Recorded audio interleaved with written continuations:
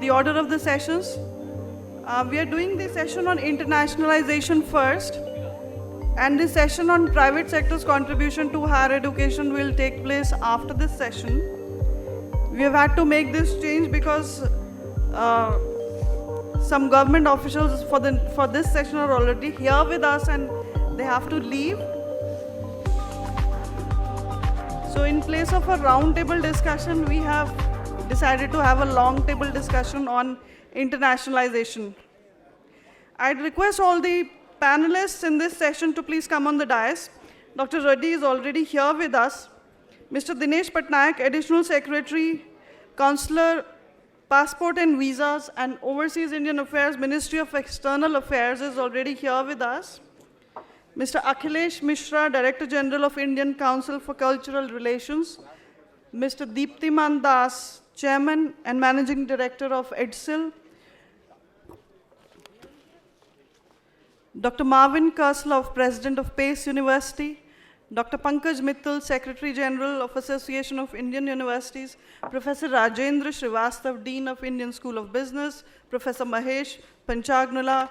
Professor Partha Chatterjee, Professor Shivnadar University. Dr. Manjari Ghosh, Vice Chancellor of Shivnadar University. And Professor Manoj Arora, Vice Chancellor of BML Munjal University.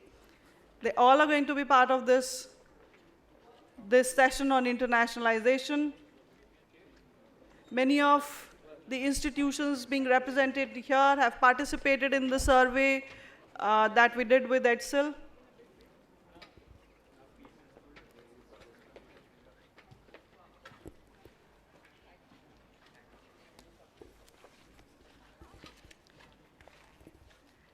Request Dr. Reddy to start the session.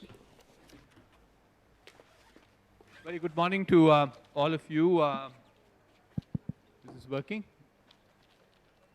Good morning to all of you and welcome to the second session for today. It is all about internationalization of education in India.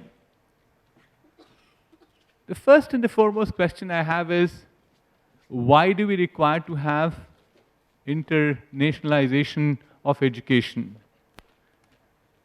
So without naming, I asked this question to a very important man in the recent past. He said, Mohan, there are two reasons for it. One is that we can earn a lot of foreign exchange. We can attract a lot of students into India. And as a result of that, there will be foreign inflow. And then the second reason, he said it is diplomatically the right thing to do. We probably will improve on our relationships with many countries around the world. And the third one is said the countries which are in need of good education, and potentially India could be the destination for it. These were the three reasons he gave me. And I personally felt that there was yet another reason which is, in my perception, was more important than this. And there is a standing example of that. How did America become a great nation by itself? It is multicultural ethnicity of bringing the best people around the world, put them into one education system, and they produced nothing but the best. And I, of course, run an industry. I do have an example on hand with me. I have a subsidiary of mine in the small town called Leuven, outside Brussels.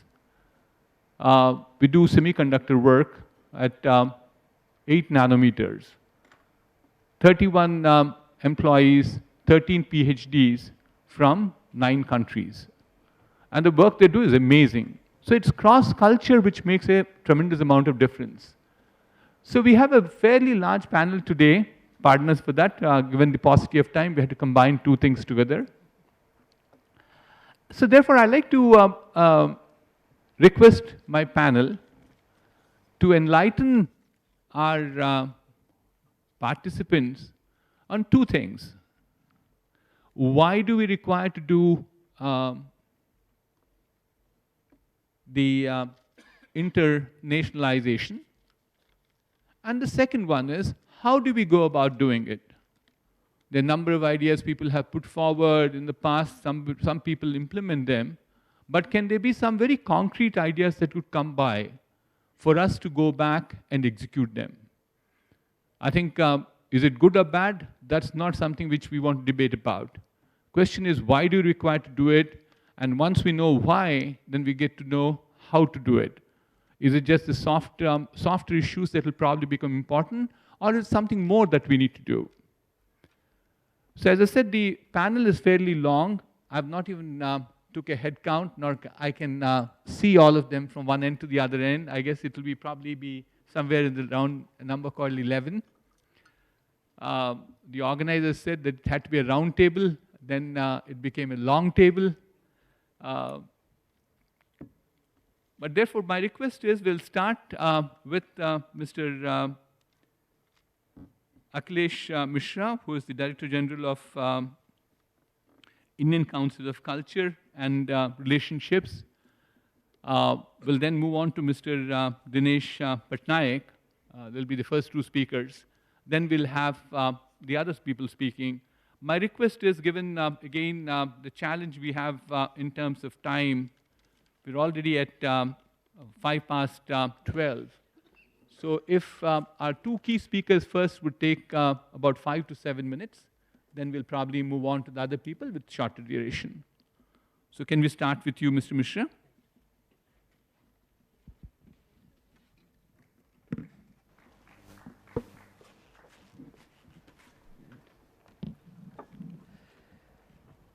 Good afternoon, friends. I must applaud the organizers for hosting this education summit.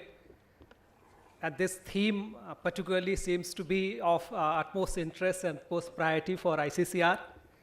Friends, even before the word internationalization of education became a fashionable one to use, the government of India had in fact envisioned the role of education and in the context of building cultural relations and developing mutual understanding through culture.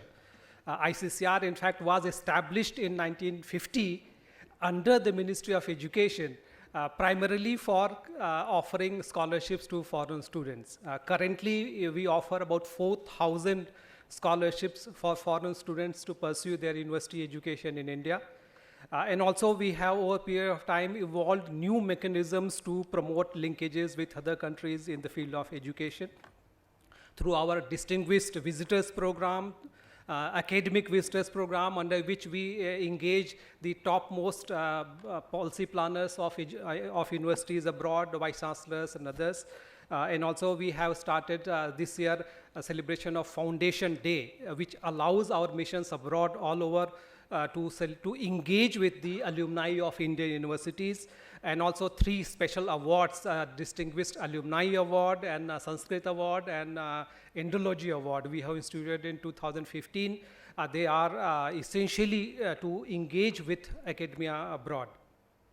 And also our conference and seminar scheme, again, is a very, very active framework for engaging foreign students. My colleague from Ministry of External Affairs is here. From the Ministry of External Affairs, again, we offer 11,500 shorter-term technical training programs to share India's experience in technical education. Friends, when we talk about the road ahead for internationalization of Indian education, I'm reminded of a very beautiful, wise Sanskrit subhashit. Moolam yatnato rakshaniyam, chinne mule naiva vriksho na shakha. The fundamentals have to be clear before we proceed further on internationalization. The chair of the session spelled out some of the objectives which spur people to go for internationalization in education. But I think internationalization has multiple facets, multiple dimensions. And admission of foreign students is just one component of it. There is also a recruitment of foreign faculty. There is exchange programs of students, staff, and researchers. study tours, which could be one-way or two-way, joint conduct of courses or degrees, research partnerships, foreign campuses, branches, or also the unique Confucius model, Confucius Center model, which China has developed. There are different modalities, and also internationalization of curriculum that our universities and technical institutions teach. In terms of objectives, it could be, as the chair mentioned, business of education, earning money, also more targeted recruitment of labor force, keeping in mind scarcity of labor force in some of the developed countries. Innovation and R&D through diverse talent pool is again one major driver. The political gains and the network of friendships and linkages that can be leveraged for diverse purposes is again one objective. The raising of the international profile and branding of institution based on how globally networked the institution is. So there are many aspects of internationalization and also many driving forces behind it. While pursuing internationalization in Indian context, one thing is very clear, that we cannot blindly copy the West, because there are very fundamental differences between how the Western universities and the West handles internationalization and what our situation is and what our need is. The West has hugely surplus seat capacity of their educational institutions. US, for example, has more than 4,300 degree granting institutions. In India, on the other hand, we are suffering from huge deficit, still acute scarcity of seats which are available for high quality education in India. Delhi University, for example, receives 370,000 applications for just 56,000 seats. Similarly, the Western countries are attractive for foreign students because it is also very attractive for foreigners to live and work there. Majority of international students which go for Western education, they see university education as a way to work experience. And also we keep taking pride in the glorious legacy of Nalanda and Takshila University, but we forget that the Nalanda and Takshila University were also the best in the world at that time. And also India was the most prosperous, most thriving intellectually, culturally, and prosperity-wise in the world. And we cannot be oblivious of the ground realities that we are facing. Despite huge transformational impact of Prime Minister Modi's vision and leadership in changing the perception of the world towards India, we unfortunately still suffer a lot of negativities, stereotyped perception issues. The poverty and the gender issues, Nirbhaya, and currently the air pollution is becoming a deterrent, and in terms of changing how India is viewed as an attractive destination for anything else, everything, not only education. Similarly, the physical infrastructure of our universities leaves much to be desired. Since I have taken over as Director General of ICCR, I am trying my best to get a feedback from our students. And I am yet to meet anyone who does not complain about the physical infrastructure of our universities. There is no one whom I have met has not complained about the poor quality of hostel, poor quality of food, and also a tremendous hassle on their first arrival. Friends, also what to do? I think collectively we have to develop a sustainable, uniquely Indian approach to internationalization. And we have to keep, there are different drivers, different motives, different objectives, but we have to collectively keep the national interest in the center of our vision. That will give us a clear roadmap. And with regard to attracting more foreign students, I think there is need for a complete change in the mindset. We should stop looking at this issue from the point of view of the planners and university administration. We have to look at this issue from the perspective of the foreign students. And the highest priority should not be just increasing the number of foreign students by any means. The highest priority for us has to be to provide foreign students, every foreign student, a positive, welcoming experience, so that they return as a friend of India and as a natural link between India and the country of their origin. And if education has to thrive as a service industry, the spirit of service is a must. Secondly, everyone talks about the alumni network. Alumni comes later. We have to begin by engaging more productively, more seriously, more consciously students while they are in India. And self-finance students, which represent the bulk of foreign student community in India, they also need attention. Similarly, we need an honest overall assessment of the ground reality of the higher education system in India. Currently, we have about more than 900 universities, close to 1,000 universities in India. But there are only 169 which actually admit any foreign student. We have to examine what happens in the rest over 700 universities.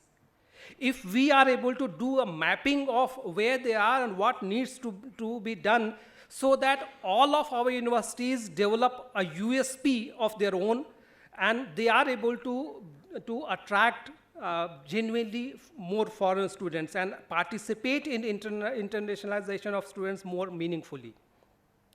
Currently, there is no single portal which gives a foreign students full spectrum guidance about the Indian education system. ICCR has its own portal, EDSIL has developed a portal, Minister of HRD has something, UGC has something, but there is no user-friendly framework, one single portal where anyone who is going to explore possibility of studying in India can get all the information. Universities which are recognized, which are banned and blacklisted, courses which are popular and the ranking, we need one single portal. Similarly, for us, I think equal priority has to be given to forging partnerships with other countries and other universities so that we benefit from the foreign expertise to handhold some of the universities here and raise their standards of staff, their labs and research and curriculum. Similarly, I think it will be very useful if our university, in partnership with private sector, could develop some opportunities for work experience and internship for foreign students. And also, the general thrust of our policy planners in higher education remains the neighborhood and African countries and developing countries. Having served in San Francisco and also Consul General in Toronto, I know that even the Western universities are very actively seeking to engage India. And all of them are seeking some opportunity for their own students, even high-tech technology courses, for them to gain some experience of Indian system and Indian work experience. We have to create new special opportunities, keeping in mind the requirements of the developed country students and other country students. Friends, I'll stop here. As I said earlier, for us, higher education is the highest priority area. And ICCR is always at your disposal for anything that we can do. We work with all Indian embassies and consuls general abroad, and also we are in touch with most of the embassies based in Delhi. So if there's anything, any university has any special requirement for facilitation of their international linkages or advice or or guidance, support, we'll be very happy to do it. And also, our programs like Distinguished Visitors, we host regularly foreign scholars and vice chancellors, and if we are able to network more effectively, I think everyone can benefit. Once again, my thanks to the hosts. Thank you. Thank you. Thank you, Mr. Mishra. Really appreciate your articulation exhaustively on why we should be doing that. And also, I think you gave us some pointers on how we can go about doing it. We'll continue with the how part as we move forward. Can I now request Mr. Dinesh Patnaik, Additional Secretary, Ministry of External Affairs, to give his remarks, please? Thank you very much. My colleague, Mr. Akhilesh Mishra, has laid out exactly what we require in terms of internationalization. And what is most important is to look at internationalization not as just a marketing strategy to get more people or more students, but as to imbibe a culture of internationalization, which encompasses everything from recruitment of professors to having joint programs to having an international curriculum. He's given you an exhaustive detail of exactly what we need to do. But internationalization is another aspect of it, which is the ability of a country to not only just receive but send. And if you look at it today, we have about 1 million Indian students abroad, whereas we have only 47,000 students in India. Now, this million students is actually a chance for us to understand what is it that is required. We've done it all the time. You know, in our country, when we look at things like migration, we always look at Indians migrating abroad. We never see how can we create a situation for others who migrate to India. Because in today's world, you have to look at it both ways. When you're looking at students coming to India, you have to also look at to see what is happening to students going abroad. And the problems that faces students going abroad will be the same problems facing those students who come to India. So it's important for us to look at it very holistically.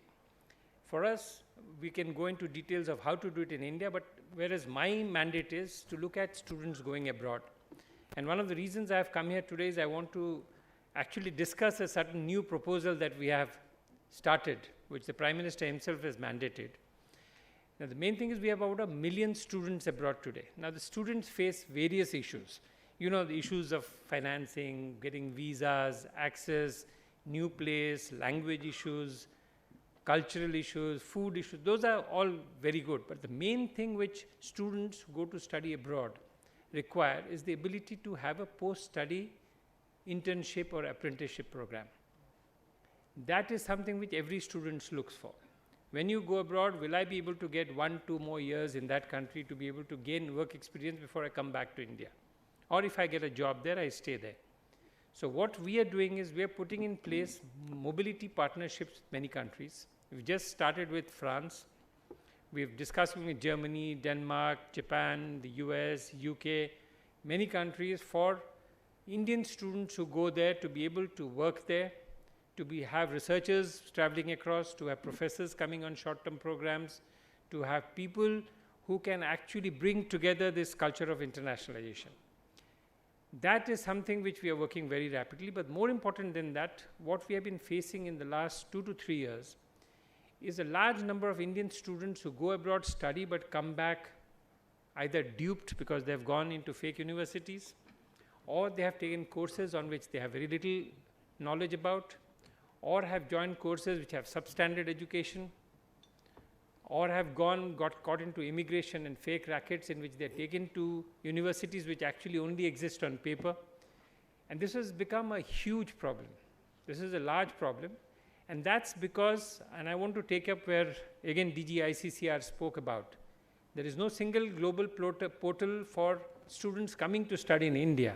But similarly, there is no single place where a student going abroad actually gets to have information on all the universities and courses across the world. So what we have done is we have started work on setting up a global Indian students portal. Now, the whole idea of this portal is to actually give the student the information that he requires to make the choices that he has to do. For example, we are facing a large number of problems of students going to do medical studies abroad. They go abroad, they have substandard education. When they come back, they cannot even pass the FMG examination. Many of them go abroad to study in universities which does not have equivalence of degrees, so which means that the degree that they get abroad, they cannot use it back in India.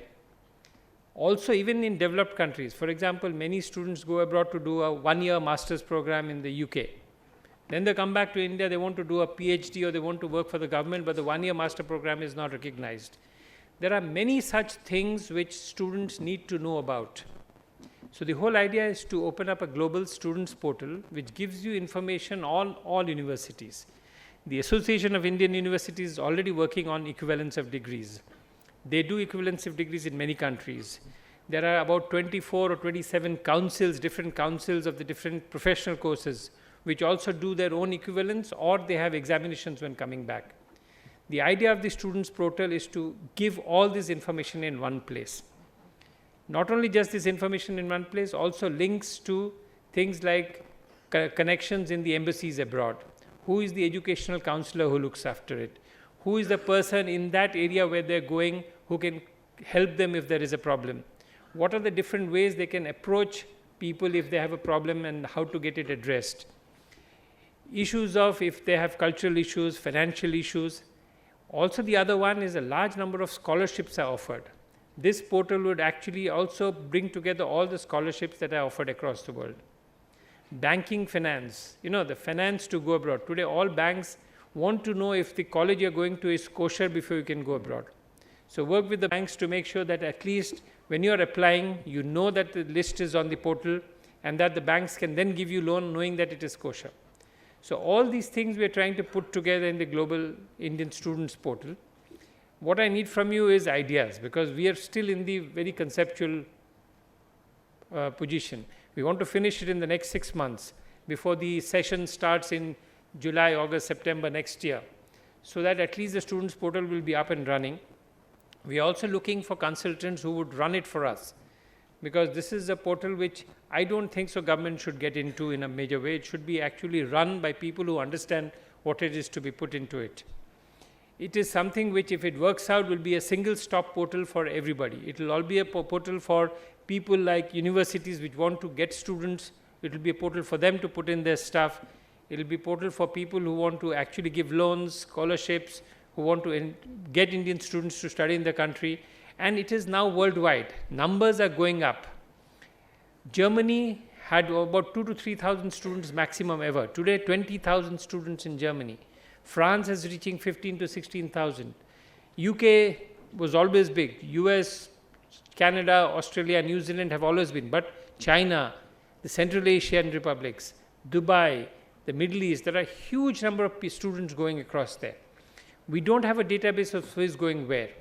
So this whole idea of the portal is to create both a database as well as a single stop help for students going abroad. So if anybody has ideas, you can please talk to me. You can contact us. We will be able to assist. We are talking to everybody. We had a meeting about 2 weeks ago with all the councils, with the Association of Indian Universities, with all the stakeholders. But if there are people who would like to work with us, we would be delighted. Thank you very much. Thank you, Mr. Patnaik. I have a quick question for you. What will be the motivation or incentive for those foreign universities to get onto your portal? Well, because they would like students to approach them, they like to choose the best and so on and so forth. Is this going to be facilitating that? It's going to make life easier? Why would they come and enlist themselves on the portal is the question. well, the whole reason for the Global Indian Students Portal is to make the student get in one place information he wants for all the university courses across the world. So he can search it country-wise, he gets a snapshot of which country, what it is, he gets an idea of what the embassy there can do for him. He also can get course-wise, supposing he's looking for an engineering course or animal husbandry, which are the countries which offer it. He will get ratings across the world. So for a student going abroad, and especially for parents of students, because in India the parents are actually more conscious about students going abroad than the students. It gives you safety that if my child is going abroad, he knows that he's going to a good place. He knows that he's going to be assisted when he's there. He knows that if he falls into trouble, being on this portal, going through it, registering on this will help him in that country. So everybody, it will become a one-stop portal for everybody going abroad. So if you have a place where 1 million students are going to log in every year to go abroad, universities better be on it. It's not that I want them to be on it, but they better be on it because that is the one place they can do. There are huge universities which come across to attract Indian students. They come and do road shows, they do fairs, they do all these things here. This is a one-stop place where they can do it without having to come here. This is a place where they can have dialogue with the students here. Sorry. So therefore, the authentication of that particular university or validation and certification thereafter saying that they say what they're saying is absolutely truth, but nothing but truth, that would be taken as your responsibility? To a large extent, Okay. yes, but two things we would do. One is there are equivalents of degrees, which the Association of Indian Universities does. The other is for places where there is no equivalence done. Then we check to see if the course is valid or not through our embassies in that country. So our embassies go and visit the institute, check it out, check to see if the hostel facilities, whether the courses offered have good standard, whether there are lab facilities, whether after passing out, what is the pass percentage? Do students actually get jobs after that? And there will be a rating system in which they would be rated. But the essential part is to give information. And wherever you don't have an information, you can actually call in and check to find what the information is. There was some idea of having a blacklist, in the sense if you find universities and colleges which are actually regularly doing things which are wrong, you can put it on telling that this is a gray list or a blacklist, whatever you call it, so that students are wary of going to those places. I don't want it to be a government-run portal, because all of us know what happens when government runs portals. So the whole idea is to have it done as a collaborative effort of all stakeholders in the process of students going abroad. And this can also become an example to set up the other portal, or it can also become the portal for students wanting to come into India. Because if you're going to have one thing, it's the same sequence of events and the same sequence of doing things, which can do both the portals. Thank you. Thank you very much, Ms. Patnaik. With that, we'll move on to the panel that we have. We'll start with Deepti Mandas, who is the chairman and managing director of IDSIL. We just released your report, so you might like to tell us about it. 5 minutes, that's what the time we have for you. So I'll be very quick and brief. So what has been the journey so far? It's one of the, as Mr. Mishra just now shared, there are several organizations working, in cooperation to drive this internationalization agenda.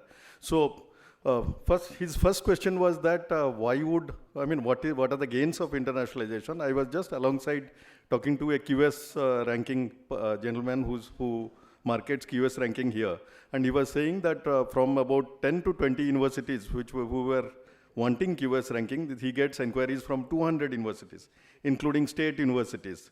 So that has been the trend. So these are, I think, in India now a foregone conclusion that internationalization as an agenda has come to stay. Second thing that he was trying to share is that mostly on internationalization and research parameters we lose out, and hence our QS ranking comes down. So that's also a well-known fact. Third, proof I would like to give as to why we think that India has accepted this internationalization agenda is that Commerce Ministry has accepted education as one of the services, one of the champion services which they are supporting, and it is along the lines of IT, telecom, health, and other services. So for the first time, education has been recognized as a service, and so with all that, I think last year the Study in India was launched, and then we decided that this is the based on the best practices, we understood that this is one area where based on the best practices, generic branding was the most important thing. So we went on to do a Study in India launch. The Study in India scheme has been there for 2 years. We have done 2 rounds of counseling, and I would just share the figures with you to support what has happened. So this year we have got about 70,000 registrations, and hence this whole dialogue or doubt about their interest being there or interest not being there, I think gets validated by the sheer number of registrations for studying in Indian. I'm not saying all of them landed. I'm not saying it's a funnel. So number of people who get registered and number of people who actually land, there are this conversion has many stages. But I'm saying the fact that with limited branding both social media and PR and some branding and some event management. If in the very first year, I mean, I would call last year, year 0, in the very first year, 70,000 people show interest across 72 countries, including some countries where we did not even go out and market. I think there is a lot of latent interest, and we very often hear that we are not in the QS ranking, we are not in the TH ranking or this thing. But we are better for those 70 countries. We are aspirational because our institutions can offer better quality education than what they are presently exposed to. We should definitely leverage it. We should definitely try to get them from them of the highest quality. The market is intense, the competition is intense, about 4.5 million students study across. There are 6 or 7 very matured players, US, UK, Germany, Australia in that order, New Zealand, then new entrants as they said, France, Germany, China. So competition is intense. We are a little late, but still I think our arrival is most opportune, and I think given the kind of interest latent interest, the potential interest that we have, we can, market India, brand the institutions. So that's one good news. Second thing is that while I was sitting here, the principal secretary Gujarat was frantically messaging me saying that they want to launch a study in Gujarat. Program. So that's the kind of, and many other states are showing similar interest, and that's the kind of, synergy which is happening. Like Australia, you have a New South Wales study in Victoria. Like that, in India also, different states also want to come on board. So it's a evolved strategy. The competition is intense. I think second thing is that all 800 universities, do they have infrastructure? They did not have. All 4,000 universities that we spoke of in US, many of them don't even insist on SAT. So let's target let's do a segmented approach. 500 who have quality infrastructure, quality faculty, quality processes. Let's get them on board. So that's what Study in India tried and is trying. And NIRF top 100 and NAC 3.26. So there's quality assurance for students who come in. Next is that the physical presence. What we found in Study in India is that our physical presence is very important. So the channel engagement, the country representatives, the events, they count a lot. We are finding that social media can get you the interest, but social media cannot make you close your student recruitment. So that's what has been done by most of the best practices adopting countries. US, they have an office, they have many USAFE offices all over, they have physical, they have a very strong channel network. So we have to develop that. So this is the first step that we should be. Then the next thing that I want to share is the standard operating practice.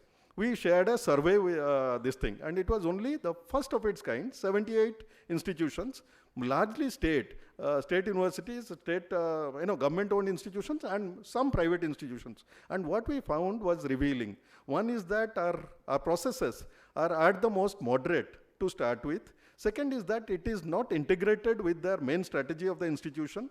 At the vice chancellor's level, at the leadership level, I think this has to come as a serious matter, and then it has to be incorporated as a mission of that institution.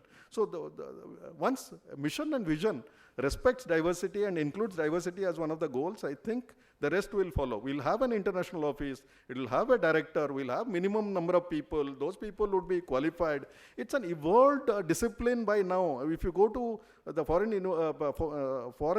events, you would find that it's a discipline which is well researched and well disseminated. So how to recruit foreign students? You have lots of books and lots of research happening. So we should get into this. So it will all happen from a mission and vision. And then next thing that we would like to share is that debottlenecking aspect. Very important. We don't have to spend a rupee for this, but debottlenecking in terms of visa rules, getting clarity in terms of visa rules. Suppose for China, what is the thing? Are we going out? Are we getting students? They get 28,000 students from us. They want to scale it up. We were in China and they were telling us that they want 200,000 students from India.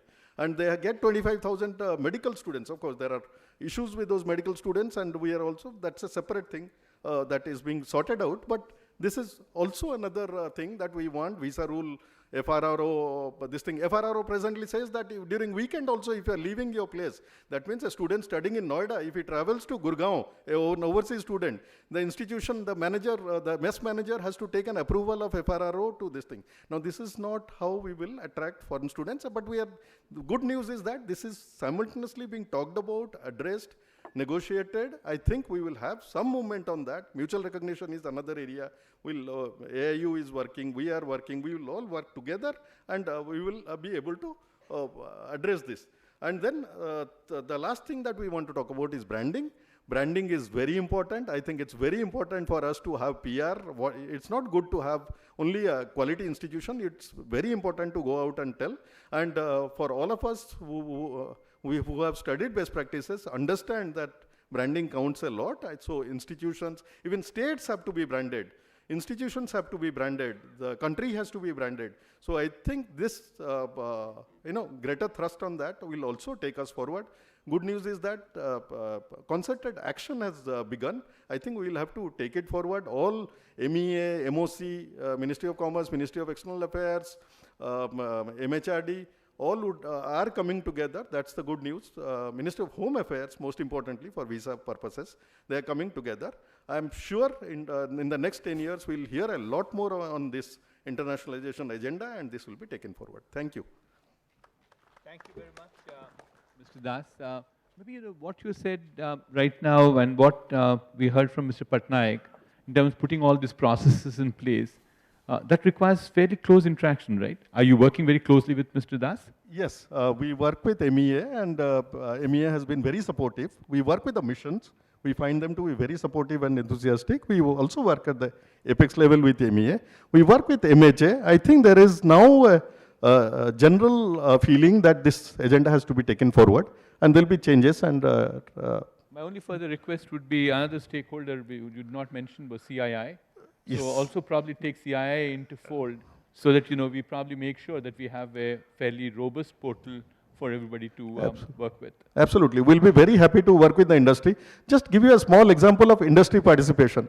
We understand that in China, 38,000 employees, Chinese employees, work for Indian companies. Right. Now you can imagine if those Chinese students were to come in India, study here for 4 years, go back and get employed in those IT companies.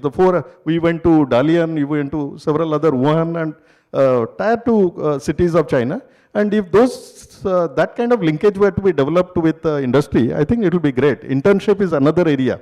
The visa rules permit at least non-payable internships. We could interact with. I'm sure Bharti requires African students to work for their company out there.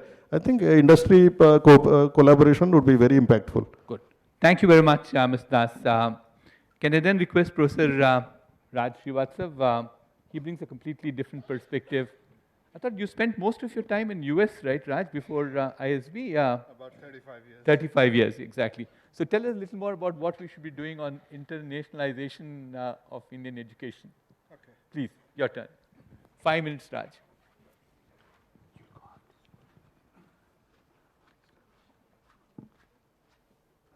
So it's 5 minutes, and I'll try to make 5 points. Sure, please. And so number one, I'd like to pick up. I know you're a good teacher, I said. Yes. So number one, I'd like to pick up on this issue of branding. When we started out our panel discussions, we talked about Nalanda and Takshila. And people came to India because of the reputation in terms of what they would get, what they would learn. And so the branding is going to be based on a lot of indicators. Number one is the quality of education that you're getting.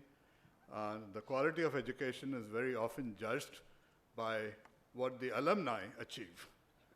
Somebody asked, Bill Gates, if you were to pick one university to recruit from, what would that be? Well, he cheated. He didn't say one. He basically said, it's the IITs, and number two is way behind. And usually the joke is if you don't get into IIT, you can always go to MIT. So it's a story, it's a reputation. We take the IIMs, and or we take management as an area, and we've got ISB and IIMs ABC in the top 50 globally. Well, they don't come in the QS ranking because the QS ranking don't narrow down, that much. But that's an area where we have 5 institutions, according to Financial Times anyway, in the top 50. But then you look at the top 25 global companies. You take Adobe, run by an Indian. You take Google, run by an Indian. You look Microsoft, run by an Indian. So you look, MasterCard, run by an Indian, and we can go on and on. And, we often joke about it is that if you can manage in India, rest of the world is pretty easy, cuddling it.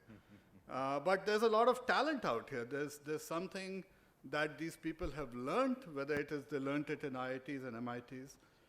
When I was in Singapore, I spent 7 years there, and the president of MIT was on campus, and we were talking to him. And he said, I can't figure out why India has 2 great brands, IIT and IIM. How come IIT and IIM don't work together?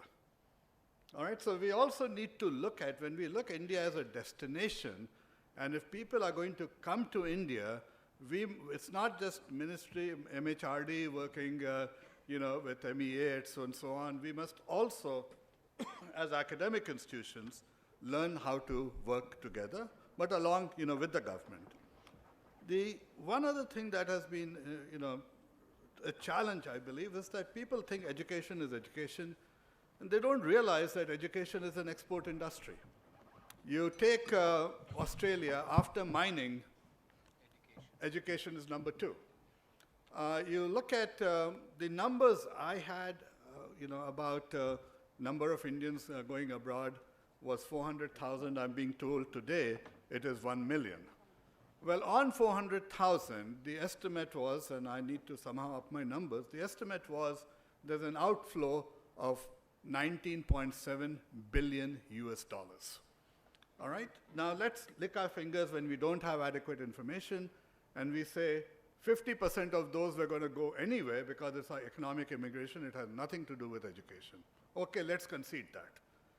Then, of the remaining 50%, they get there, and again, I don't know the details, so I'll again concede a 50%. That 50% get there, they see the grass is greener on the other side, they're not coming back. That still leaves us 25%. That 25% is still $5 billion. From what I understand, when you take universities like Ashoka, etc., the very few that have come up, they've taken about $100 million or so US dollars to, as the investment in them. Now, if you take 5 billion divided by 100 million, my simple arithmetic says that we could be starting 50 Ashokas a year. A year.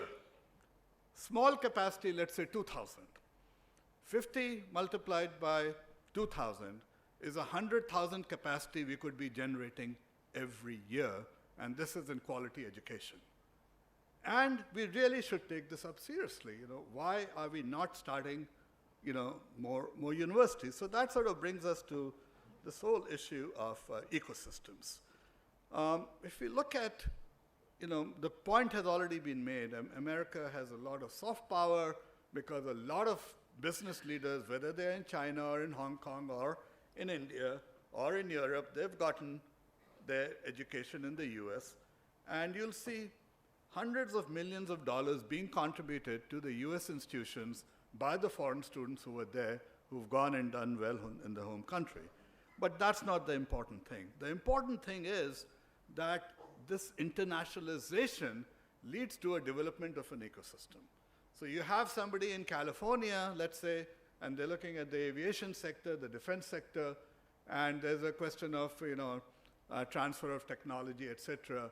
How do we set up transfer? How do we make an alliance, let's say, between University of California, San Diego versus IIT Kanpur? So it is the ecosystem that is developed by the graduates, by the alums, that actually leads to the acceleration and growth. And, and all this can be documented and studied.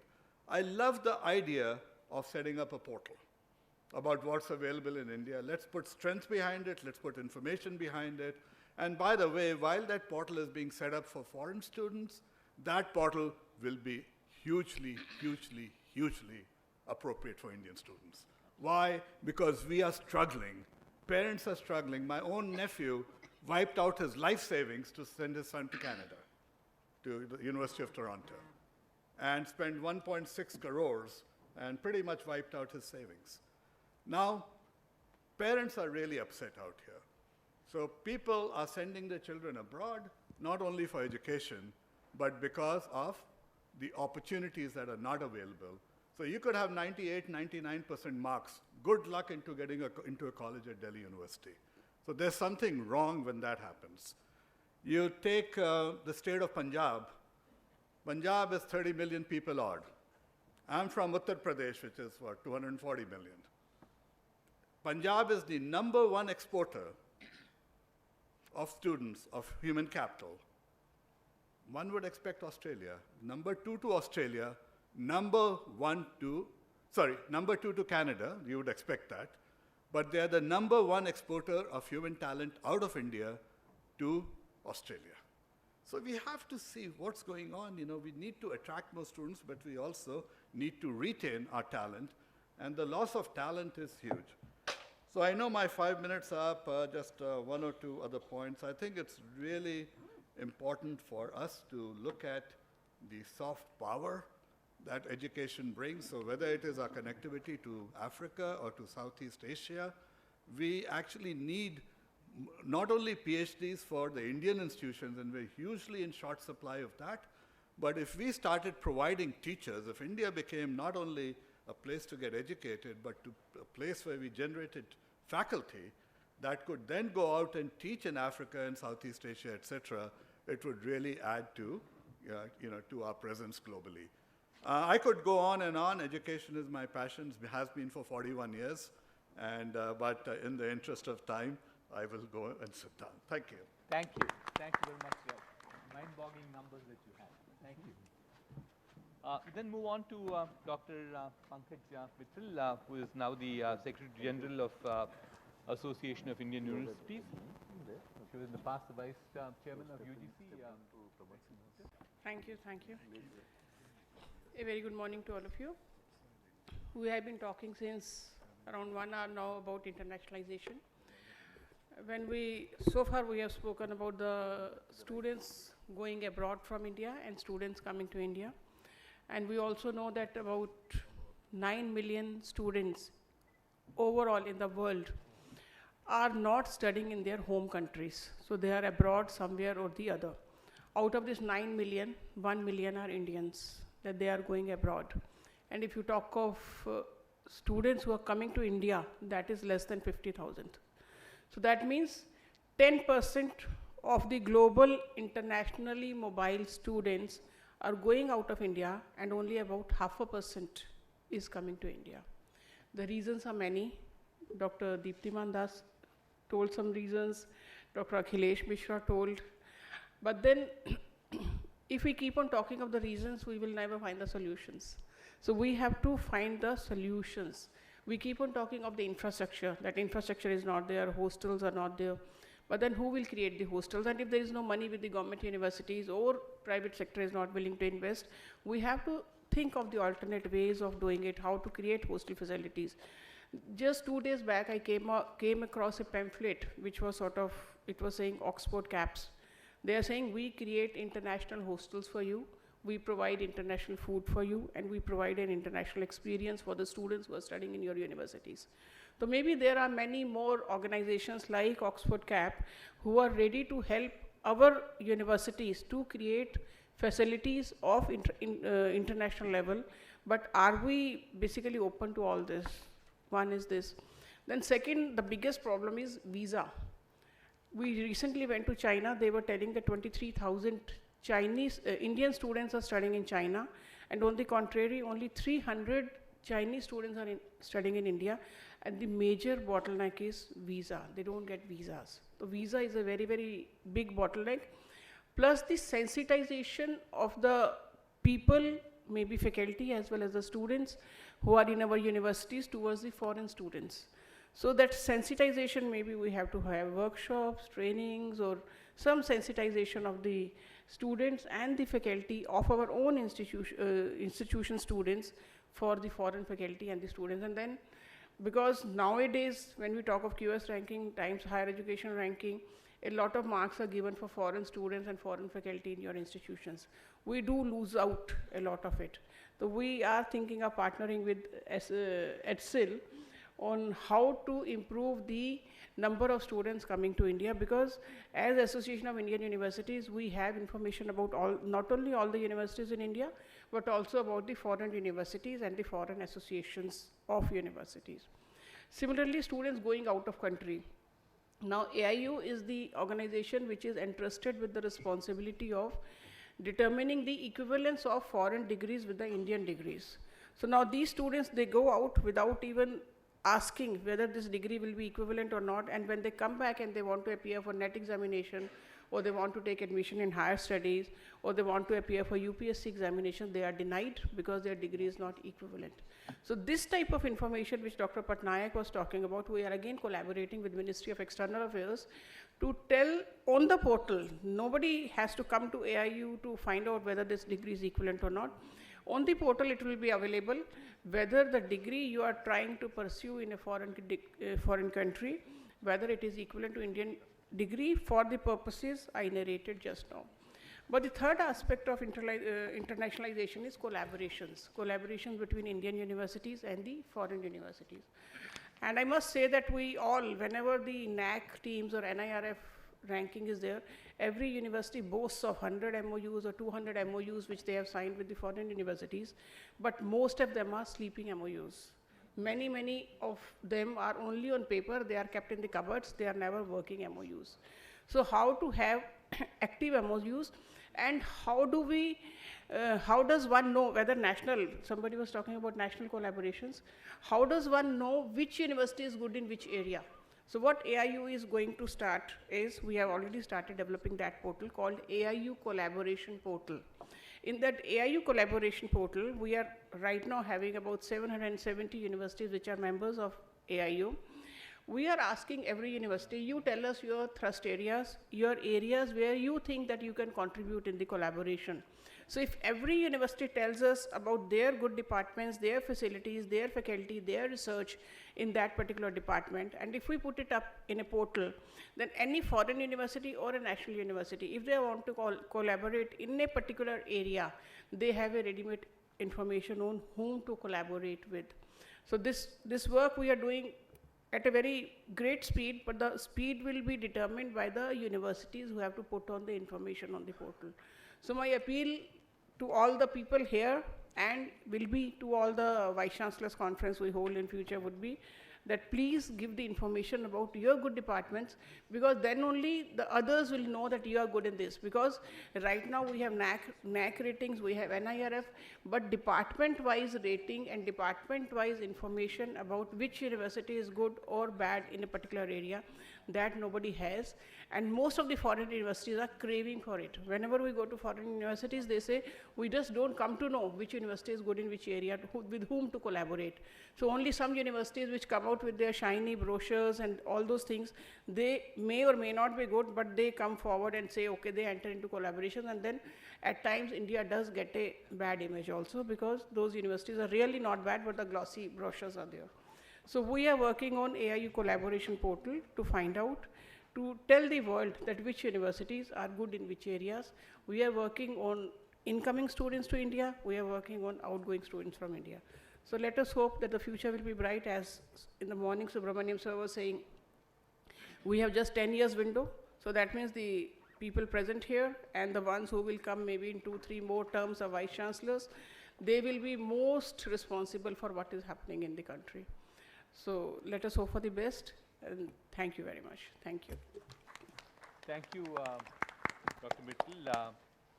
We then move on to the next panelist, Mahesh Panchagulla. Mahesh is the Professor and Dean of International Relations at IIT Chennai. Mahesh, your 5 minutes starts. Sure. Good morning. I want to focus the next few minutes to talk a little bit about the kinds of solutions that can come out of an event like this. An industry in academia discussion on internationalization. I want to start by quickly giving you a small anecdote. As I stand here, I am missing a meeting that is actually happening in my office right now of a group of the leadership team of a company called Thales, which is a French company. They are into defense and aviation electronics primarily. They have funded 5 scholarships for Indian students to go to France and study. So these are called Thales fellowships. The Indian art students primarily, IIT Madras students, can go study at any French university, and they have, we have relationships with several of them. And Thales will completely fund their mobility as well as their stay. So I want to request CII and the member companies to see if we can structure something like that for students to move into India. Like for example, I know if I take Aditya Birla for example, more than half their revenues come from their businesses outside India. They have a very big establishment in Thailand. And I know that there is significant interest in Thailand to come to India and study. Our teams have visited Thailand, several universities there, and talked to the students directly. And they see value in Indian education. They see value in being in India. There are several countries where India exerts a fair amount of soft power.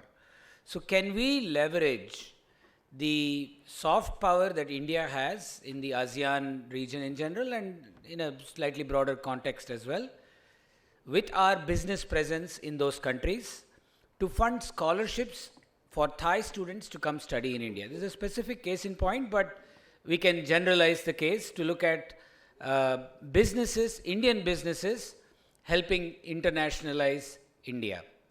At the end of the day, the value proposition for those businesses is that they can selectively recruit talent from those countries into their businesses. Say a Thai student who comes to India, studies at an IIT Madras, gets a master's degree or a PhD degree, goes back to Thailand, and that person is now a potential employee for an Aditya Birla company in Thailand. So this value proposition needs to be framed a little more crisply, and I will request the CII leadership to look at ways by which we can probably catalyze this kind of a relationship. Now, for a broader context of internationalization in India, I think, like has been said by the other speakers before me, it is not clear as to what the pathway would be for an international student who comes to India, does their education here, and then what? So the pathway towards employment in India is not very easy. The pathway towards continuing either as an intern or to continue their education is also not easy. In fact, like someone said just a minute ago, going from Noida to Gurgaon is not easy. Okay? So what we probably need to do is to look at mobility options for these students that would be attractive to them. Okay? And we have at IIT Madras developed such programs. We have 18 joint degree programs, joint PhD programs with universities abroad. These universities range in geographical location from Australia, Europe, Asia, in the United States. So these are programs where a student can enroll into the PhD program. They spend a part of the time at IIT Madras, a part of the time at our partner university abroad, and they get 2 certificates, 2 diplomas that cross-reference each other because it is for the same body of work, but they get 2 degree certificates, and that makes them more marketable, more saleable in the other partner countries as well. So for example, we are now looking at attracting Sri Lankan students. Sri Lanka, for some reason, has a big outflux of students to Australia. We want to see if we can attract Sri Lankan students to come to India, study in India, get an Indian degree, as well as study in these joint degree programs. In fact, strategically, we are also thinking of structuring joint degree programs with specific partner universities in Sri Lanka, Thailand, Vietnam, where there are IIT-like undergraduate institutions. Say, for example, we work with a university in Thailand called Chulalongkorn University. To get into a Chulalongkorn is just as difficult as to get into an IIT for a Thai student. So the quality of undergraduate education, certainly the quality of undergraduate students at these universities is very good. Now, can we attract them to come into a dual degree program with an Indian institution that would then bring them to India to spend a part of the time here, a part of the time there? So I think before we are crisply able to define why a student should come completely to India, we probably need to look at these bridge measures. I think they have their own value. Thank you very much. Thank you, Mahesh. Thank you very much. We've rearranged our speakers a little bit. So may I now request Dr. Rupa Ghosh to share her thoughts?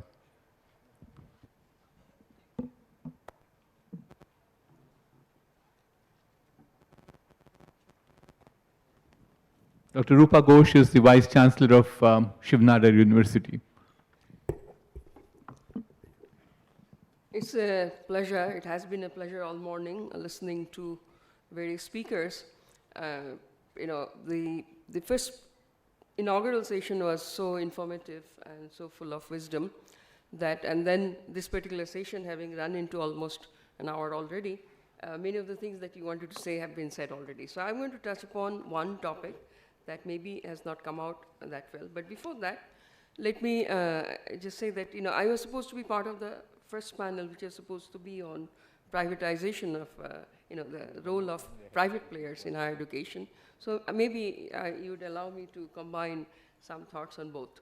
But first, on the topic of this particular session, my university is only 8-year-old, and you heard the reference from the MHRD secretary that already we have been given this tag of institution of eminence that puts a lot of responsibility on all of us. And as QS people who remind you, internationalization does play a very big role in your getting into the world ranking. But that's not the way we started. We did not look at just ranking and then figuring out how we are going to cover internationalization for that. For us, it was much more basic. And let me just go back to that basic thing about higher education institutions. I think the key driver for excellence in higher education institution is uniqueness of individuals. We thrive on individual potentials. We thrive on diversity. And this diversity, I mean it in its full sense. And internationalization, therefore, comes kind of naturally to higher education institutions because by design, we're supposed to be diverse. When I talk about diverse, so diversity not just looking outside India's geographic boundaries, but within India, how many of us actually collaborate to bring in that kind of diversity? Our university is located not very far from here in Greater Noida, and on our campus of 300 acres, we have 27 states and union territories already represented. And that diversity in a residential campus gives you that induction, I call, on campus, which would actually get richer if you bring in international flavor to that. So it's really the diversity factor that you should extend to include internationalization in there.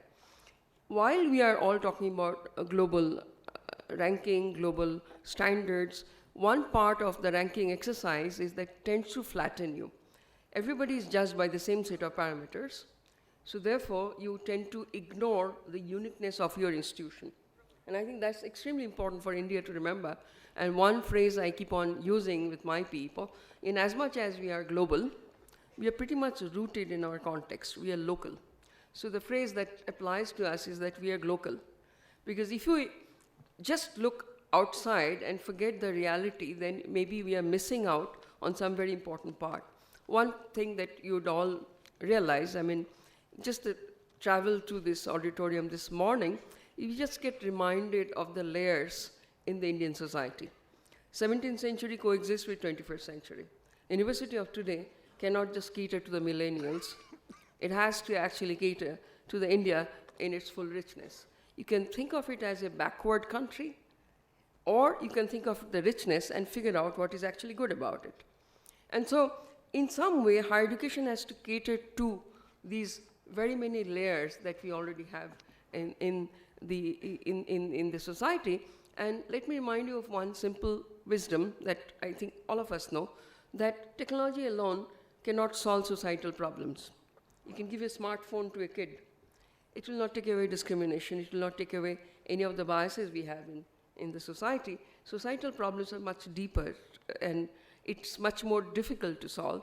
So essentially, a multidisciplinary kind of an approach to everything is what is needed in this country. So coming to internationalization that everybody talked about, bringing in students and sending our students out, vice versa. But choice of a higher education institution is essentially dictated by two things. One is cost, second is quality, right? We all are talking about that. Cost, India as a destination has certain advantages. Quality is where we are actually not being able to sell ourselves. And that would need some hardcore, it's not hearsay. In Delhi University that's being referred to, you all know which college you would choose for your children. There's no ranking really being done for the last 40 years, but it's hearsay, and you know that's the college for that subject that I must send my word to. So that has to be now be given a solid framework, and therefore the ranking exercises done all over the world does come handy, but it probably doesn't capture the full essence of the worth of Indian institutions. So our institution, the way we have framed it in Shiv Nada University, we are not fringe people. We get into the system and try to change it from within.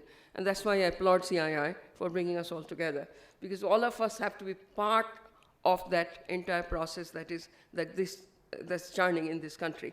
The point I'm making is that when you get inside it, you realize that actual measure of excellence of an institution may not be where it stands.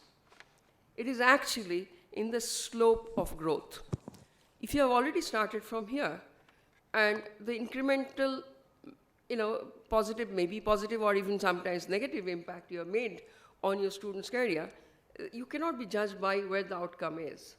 But if I have taken a student from this level, and the value addition in my institution is this much, I would grant this institution a better ranking.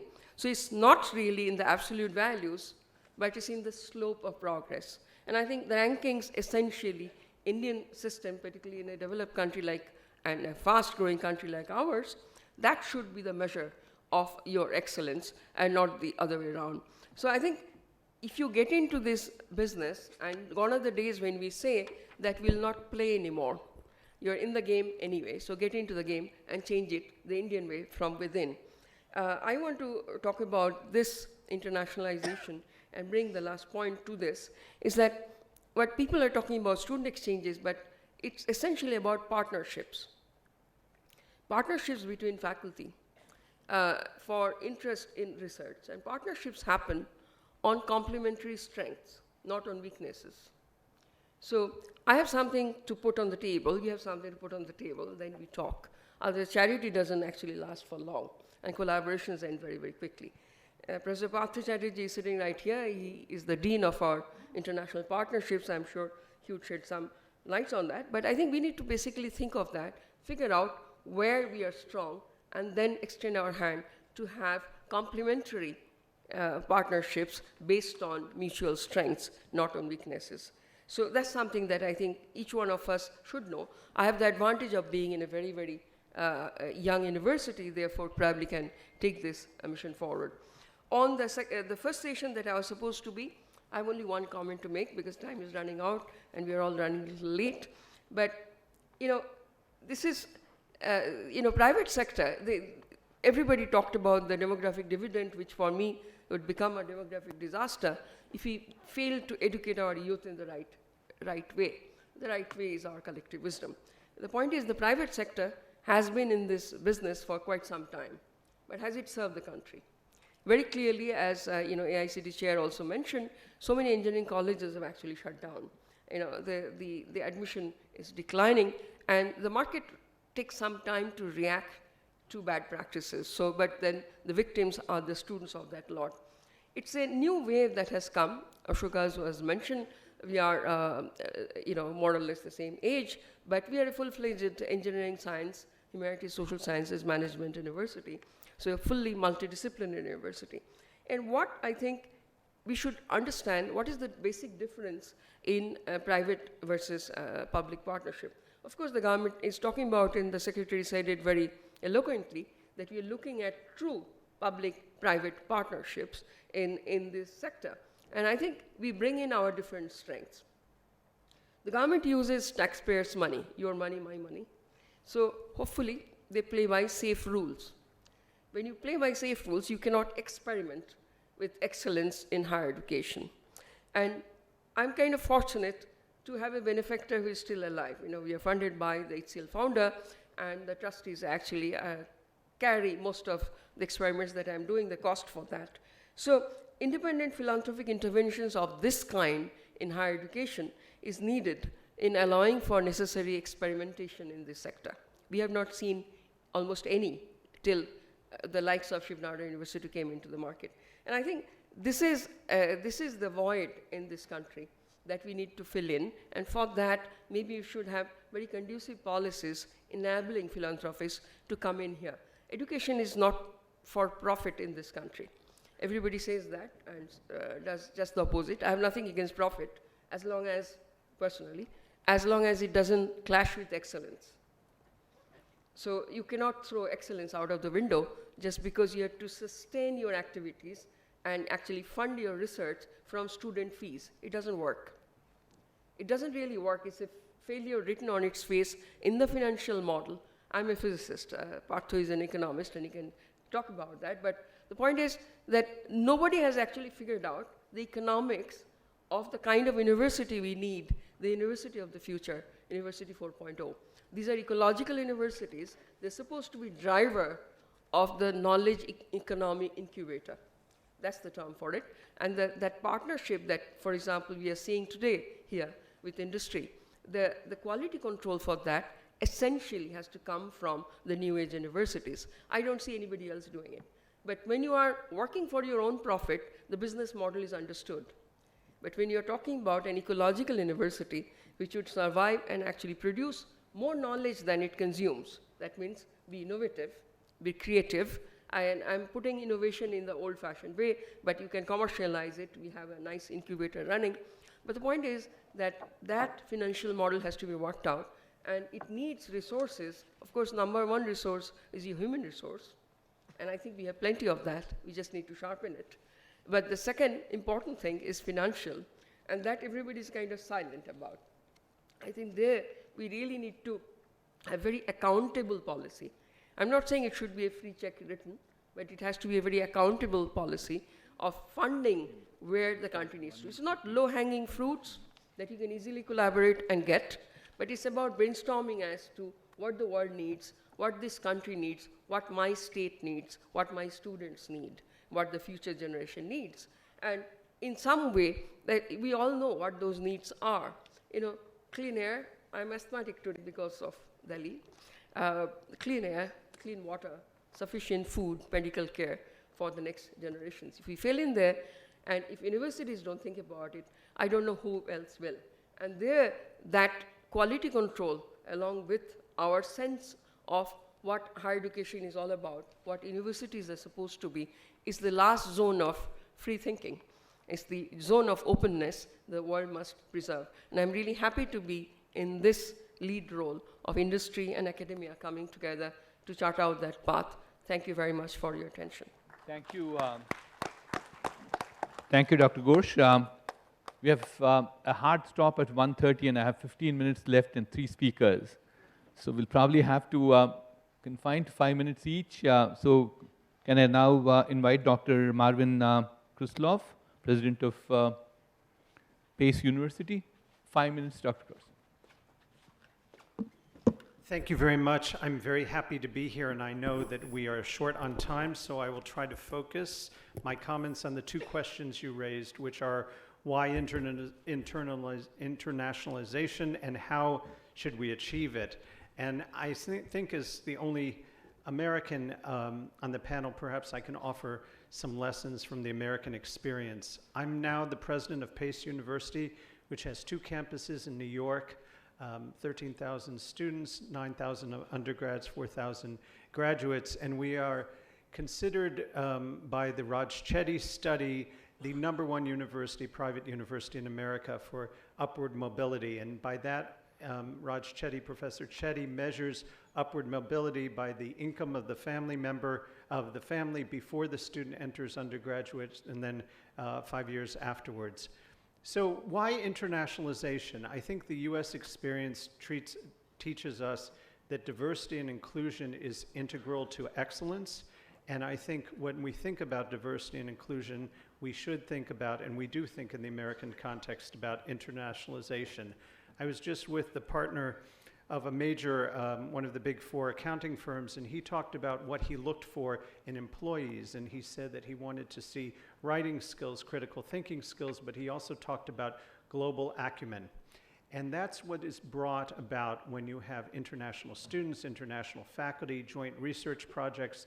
You have an understanding of the international global outlook. And because so many of our employees going forward are going to be working as part of teams that stretch across continents and stretch across countries, it's very important to have internationalization. In my prior job at the University of Michigan, one of the things we did in defending diversity and inclusion before the Supreme Court is both the military and the business community said that diversity and inclusion was integral to success, particularly in pluralistic democratic societies. And I think internationalization, whether it's in the American context, whether it's the Indian context, it's really the global context.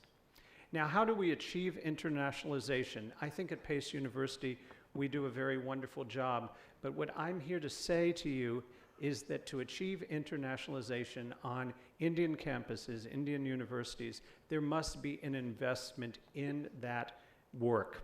So you don't just get effective internationalization by bringing people from diverse backgrounds, diverse countries together. You actually need to create an infrastructure. And so typically in an American university such as Pace, we have special services, International Student Center, student associations. We have a very significant Indian population, and we have an Indian Students Association. People have mentioned previously things like food and culture. I also would mention holidays. So we have, for instance, observance of significant Indian holidays, including Diwali. And at the very least, you need to have cultural competence on the part of faculty and staff to, if international students have certain dietary needs, cultural needs, holiday needs. And in New York City, we're particularly blessed to have a very rich community. So we have many Indian family members who support Indian students when they're here in New York. And we have this sense of, particularly for students who are far away from home and may not have relatives of their own, it's important to have that extended community.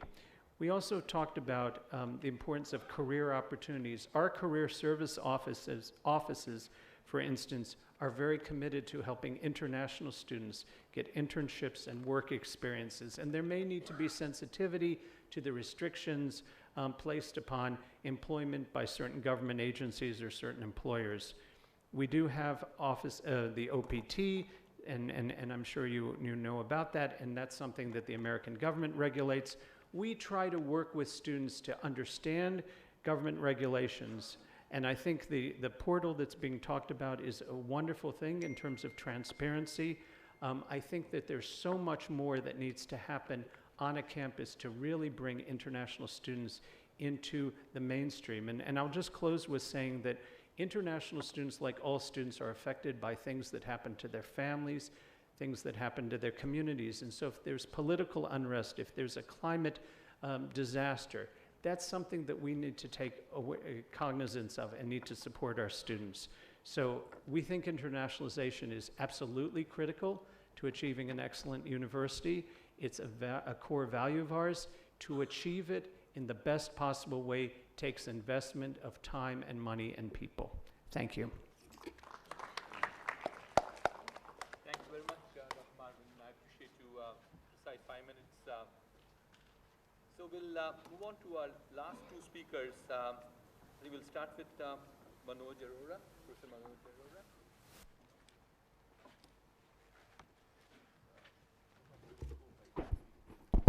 So when you are one of the last speakers and all the wisdom is already there, and when lunch is around, you can imagine. Anyway, I will be very quick. One of our earlier speakers said that how can we retain our students? We talk of Vasudevaya Kutum, that world is one family. It is in our genes. And when I look at some of the private universities which have come in this region and other part of the countries, the likes of Jindal, Shivnadars, Ashokas, Ametis, and Munjals, which I am heading now, these campuses are truly global. And when we say truly global, we have global infrastructure. We have people coming from international universities, teaching in our classrooms. We have leaderships who have all the global exposures in the form of studies abroad and working in various institutions. So there are people, there are universities which are truly global. I would say that these universities are providing real international level kind of education to our students. And how they do it, we have international immersion programs, we have international internships, we have leadership coming from international universities.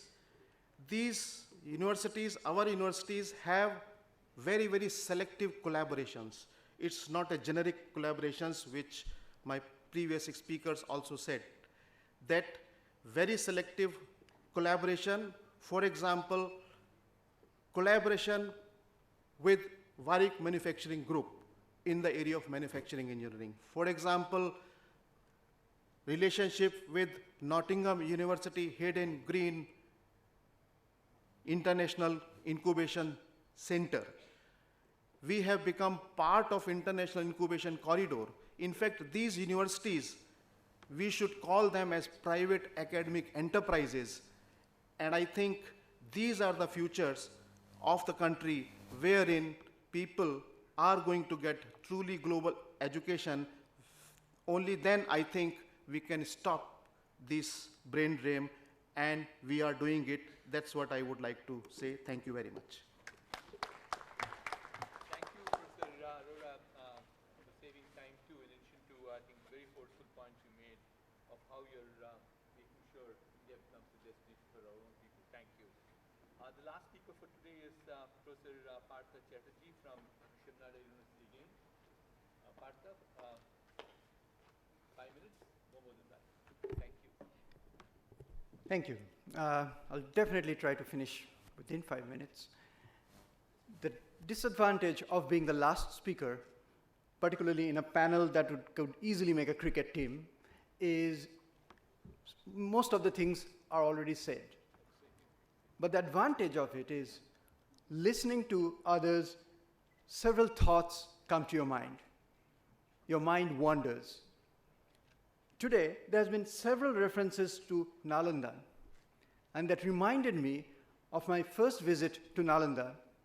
I was probably 11 years or 12 years old. And as I clearly remember, a guide took us around and showed, oh, these were the hostels for people who would come from around the world. It amazed me. I was growing up in a town not too far from there, in Asansol in West Bengal, all very far from the coasts. So never ever have I really given even a thought of how would it be to live along with people from around the world. Now coming to today, when I think back and think about, oh, what is it about Nalanda that attracted people from China, from Central Asia, from Indonesia to this place? I think one thing that really, really stands out is excellence. And I think today we have talked a lot about only student exchanges, student mobility, and things like that, right? But even for that, if we cannot achieve excellence, we will not achieve what we want to. But it's not only about student mobility, it's not only about getting students to come to India. It's about how can we build up partnerships, as our Vice Chancellor, Professor Ghosh, has already alluded to, partnerships where we can build up something substantial, something more than just transactional in nature. And that is, I think, one of the key things that we have to look at into thinking about internationalization today. We have to be in equal footings, and again, we are, as Professor Ghosh again mentioned, we are 8 years old, so it's, probably too big words, but we have to be equal out there. And as Mr. Das at the very beginning said, that it has to be part of your own core strategy, and that has been the case with Shiv Nadar University from the very beginning. We have an explicit aim to be among the best in the world, and we know that we cannot do that without having international partnerships and international relations. Much of it is in India as well as across the world has often been personal, among researchers and among scholars and so on and so forth. But if we now think about really big global problems, be it environmental problems, be it mobility of a different kind, like transportation system problem, can we now build up coalitions across the world so that we can think about it in a much more cohesive way and bring out solutions that will endure?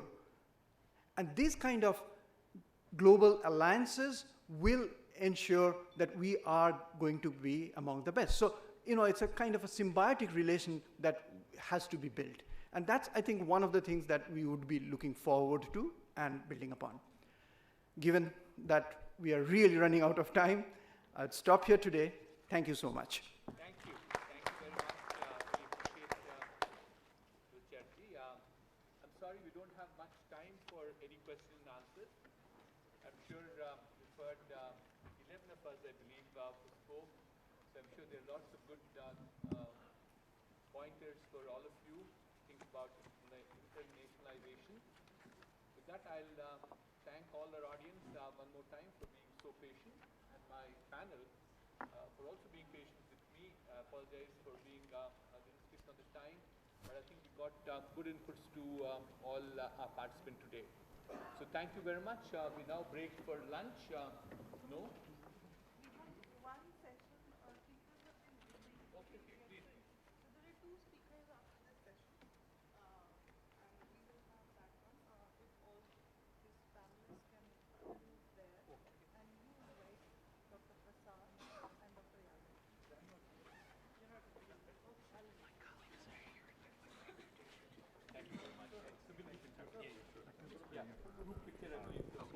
We come to the end of this session, but we will have the next session on privatization, the role of private institutions in higher education in India. The speakers have been kind enough to wait, and we would request them to come on the dais immediately after this gets over. Give us 2 minutes for switchover, and then we'll invite you.